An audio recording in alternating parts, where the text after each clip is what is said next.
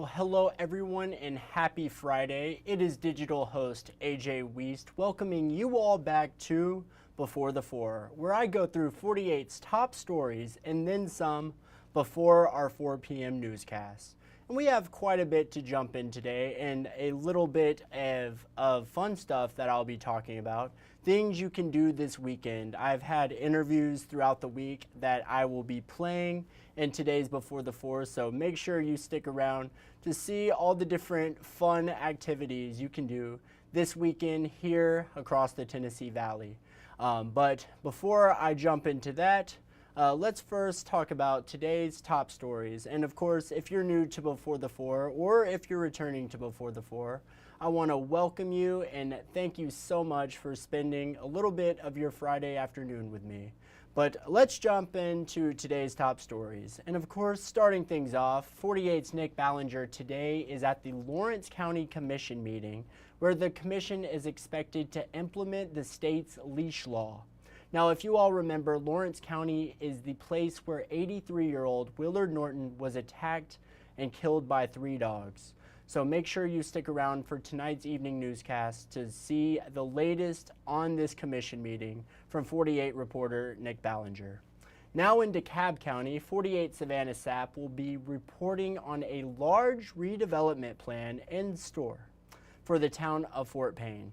The tiny house ordinance and the Fort Payne forward plan are 2 things she will be talking about today, so make sure you stick around for the latest from 48 Savannah Sapp.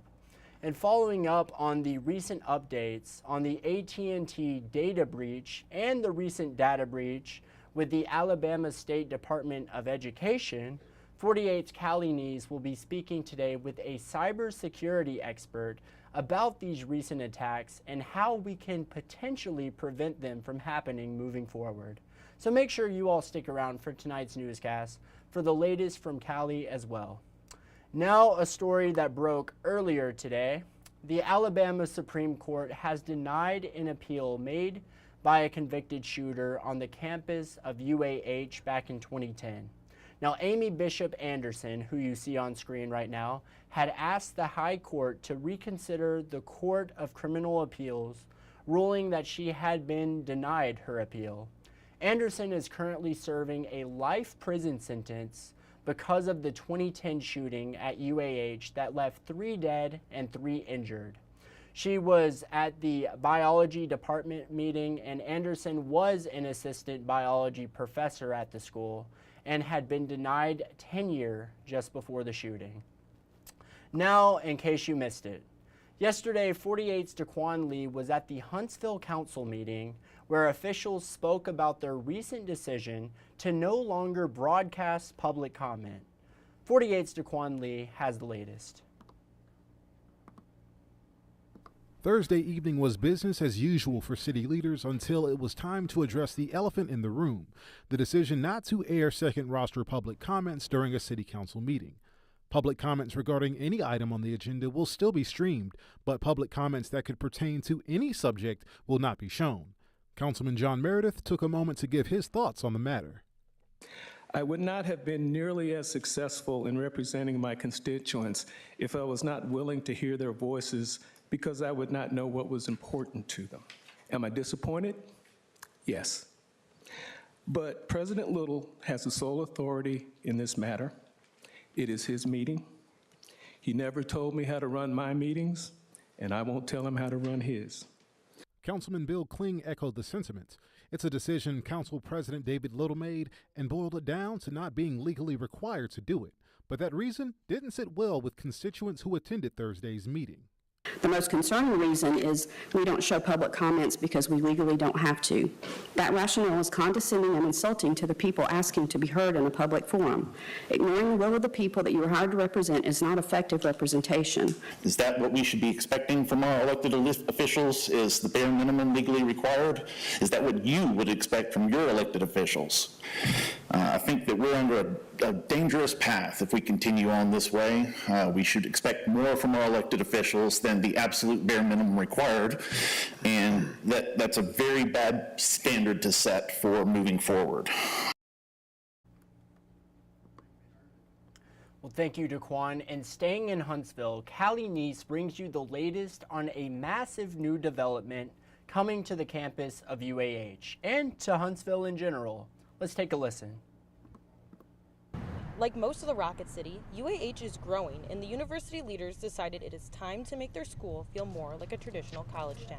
And we think that will help us recruit and retain students, faculty, staff. UAH Vice President of Finance Todd Barre said that this is a multi-year project that is going to bring so much more to the university. We envision an anchor research building there and some new student housing, and then some retail space and probably some build-to-suit office space.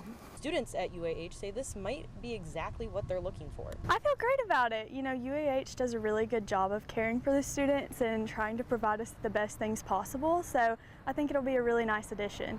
This project is taking place off University between Wynn, Holmes, and Sparkman Drive, and leaders expect to break ground later this year.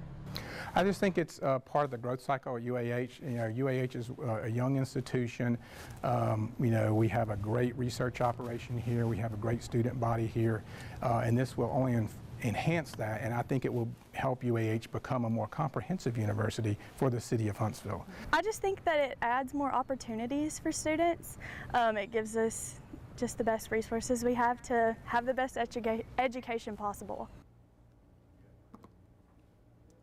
Very cool stuff. And finally, yesterday, 48's Aria Pond spoke with friends and classmates of Brendan Simbeck, the 13-year-old Deschler Middle School student who was recently shot in the eye by a pellet from a pellet gun. Aria has the latest. He's caring and loving and loyal and sweet. Caring and kind and very protective.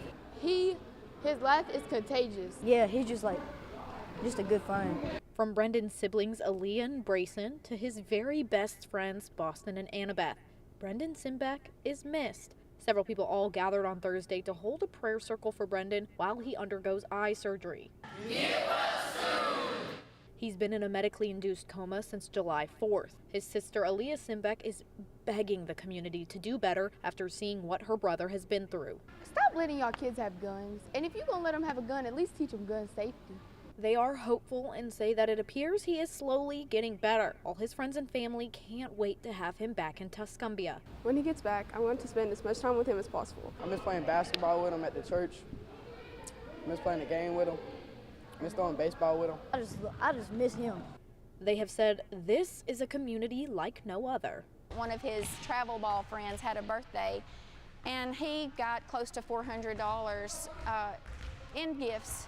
And they drove that down there to him today to give to him, to give to his family. He kept nothing for himself. That's the kind of character he has for his friends to do that, and the kind of character that the friends have. We love Deschler. Thank you, Aria. And now in sports, Alabama quarterback Jalen Milroe was in the Rocket City today. Milroe made a stop in Huntsville as he is hosting a youth football camp here in the Rocket City. This is just one of the places to stop for his youth football camp tour. 48's Cam Durr and 48's sports intern Lydia Nathan were both at Milroe's camp, and Cam will have the latest from it coming up live in tonight's evening newscast. Now, well, if you were outside for even a second today, you probably realized that it's kind of hot out there. NBC reports on the record-breaking heat nationwide. Let's take a listen. This morning, an extreme heat wave smothering large sections of the country. How is it 10 a.m. and it's already 1:09? Millions under alerts from coast to coast. The heat wave stifling normally cooler areas in the east. Scorching. I'm drenched, had about 2 bottles of water already. And as temperatures rise nationwide, so does the death toll. The heat likely contributing to at least 38 fatalities nationwide. The sun so intense, some TikTokers out west cooking their breakfast outside. Arizona heat. In Houston, where the heat index reached 101, hundreds of thousands are still suffering without any AC for a 5th day after Hurricane Beryl caused widespread power outages. We literally had to sleep in our small car because it was extremely hot in our home. Emergency rooms packed with patients suffering heat-related illnesses, putting a strain on local hospitals. Pressure is also mounting on energy company CenterPoint to get power back on. Though the company tells NBC News it's the fastest they've ever restored 1 million customers. In the Northeast, the lingering heat will only intensify next week as residents are reeling from the remnants of Hurricane Beryl. The National Guard activated in Vermont, where there have been more than 100 water rescues, a year after the region weathered similar flooding.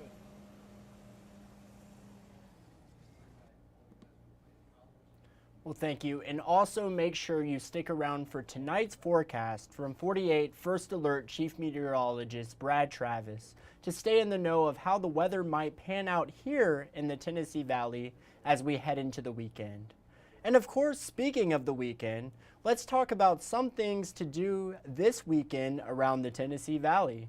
The first ever Rock the Dock event is going on in Guntersville. Maybe you want to check it out, listen to some free music, and just be surrounded by water. The event begins tomorrow at 6. But if you're a fan of hunting and fishing, the VBC Town Hall, or the South Hall, I should say, is one place you might want to check out this weekend. The annual Hunting and Fishing Expo is coming back to town. Today, I got the chance to speak with an Army veteran who happens to be the CEO of Army Bass Anglers. His name was Sean Dalrymple, and we had an incredible conversation today for 48 Now. He spoke about and shared some memories with me about his time serving in the U.S. Army. He also spoke about bass fishing and the community he's involved in. Let's take a listen. The other thing you find is what I really is kind of overwhelming for me sometimes to understand was in the community, just in the fishing community in itself, and it was the way that we were looked at amongst the big names in the industry, and it took me a long time to understand this. And people look at us, those guys would look at us like in complete awe, and we couldn't understand it why. And then I came back to realize because of what we did, they get to go chase a little green fish, and they're in complete awe because they never could go do what we did. And so they're completely humbled of what we did because now we do fishing and what we did, and so they look at us in complete awe, even though we look at them as like some of the superstars of the sport. Wow. And so to sit there and to be a super awesome interview. You can watch that full 48 Now interview on our website, WAFF.com. Just go to digital shows, and then it's the 48 Now section. We also posted it just earlier today, so you can find that full interview on our website. Other things you can do this weekend, you can head on out to Harry Potter Day at Practical Magic in Decatur. You can go to the Madison County Corn Festival, the Farmers Market Corn Festival that's going on tomorrow. And you can also take some free beginner ukulele lessons from Kirk Jones. And you can find interviews, 48 Now interviews on all of those things on our website. Now let's talk about the stories you're just not going to want to miss. Updates on the Chisholm Heights Water Authority in the Zip City community, what's poppin' with Peyton, and also make sure you stick around or head over to our website, WAFF.com, to catch all the latest Kitchen Cop scores from around the Tennessee Valley. And those are just some of the stories you're not going to want to miss. Now it is time for, of course, you guessed it, Facebook fun. Let's see what our question was today. What is your favorite movie quote? There's just so many. There was so many to choose from. I could not pick 3 or 4. I liked them all. But let's see. Matthew Stanford said, "Why so serious?" from The Dark Knight. Legendary movie. That's what the Joker's iconic line in that movie. Why so serious? Matthew, great choice. Thank you for commenting. Katrina Paw said, "I am not an owl," and of course that is from Harry Potter. If you're a Harry Potter fan of Practical Magic in Decatur, there's a Harry Potter Day tomorrow, so you might want to check that out, Katrina. But yeah, that is an awesome, awesome movie. Hermione, such a great character. All right, thank you for commenting, Katrina. This is a Ferris Bueller quote from Dina. Life moves pretty fast. If you don't stop and look around, you could miss it. Very great quote there. And then Carla England said, of course, from Christmas Vacation, she's a beaut, Clark, from Cousin Eddie.